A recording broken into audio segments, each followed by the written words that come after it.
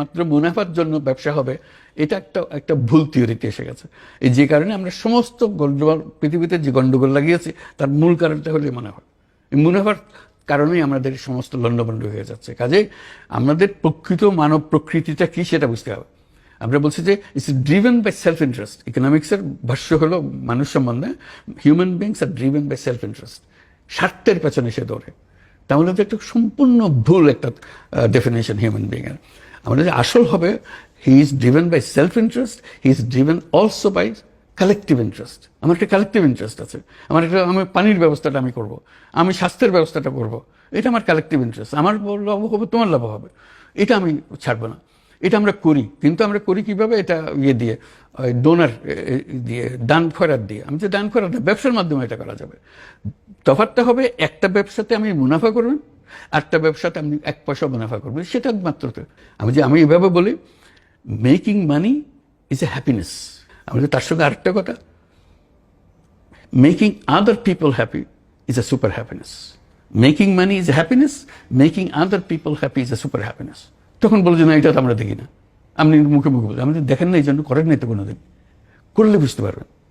আমি করেছি, আমি ওটা বুঝি। আমি এটা ছাড়া আর কিছু বুঝি না, কারণ আমার এত আনন্দ লাগে এটা করে।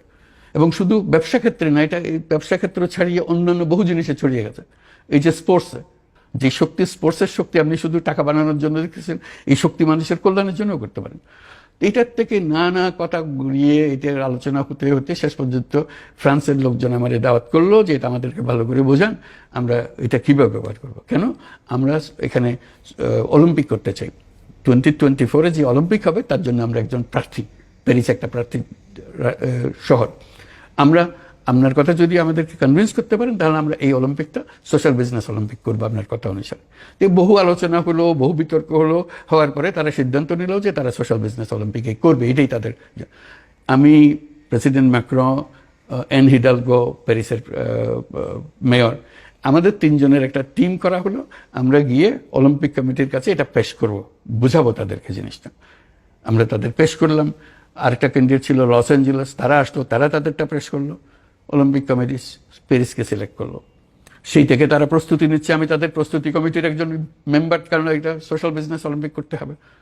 কোথায় সোশ্যাল বিজনেস করতেছি গ্রামের মধ্যে, স্বাস্থ্য সেবা, এবার হঠাৎ করে অলিম্পিকের মধ্যে চলে গেলাম। অদ্ভুত লাগলো, মানুষ এত আগ্রহ করতেছে। এটা কেউ মুচকি হাসতেছে না, পেছনে গিয়ে মুচকি হাসে যে কি পাগল একটা নিয়ে আসছে। সবাই পাগল হয়ে গেছে এটা করার জন্য। এখন এই জুলাই মাসে এটা হবে অলিম্পিক, সোশ্যাল বিজনেস অলিম্পিক্স। তারা এটা প্রচারণা করছে এখন যে এটা আমাদের সোশ্যাল বিজনেস অলিম্পিক হবে। এটা দেখে এখন মিলান আমার ডাকাডাকি করছে, মিলান এবং মিলান কর্টিনো উইন্টার অলিম্পিক 2026। আমি স্পোর্টসের মানুষ না, আমি কোনোদিন স্পোর্টসের সঙ্গে জড়িত ছিলাম না। এখন আমি স্পোর্টস মহলেই ঘোরাফেরা করি, তারা আমার নিয়ে নাচানাচি করে।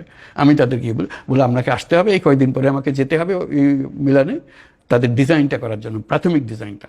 এবং বলছে যে আপনি প্যারিসে যাটুকু করতে তার দ্বিগুণ করতে হবে আমাদের এখানে সোশ্যাল বিজনেস, যাতে করে এটা স্পষ্টভাবে তুলে ধরতে পারে।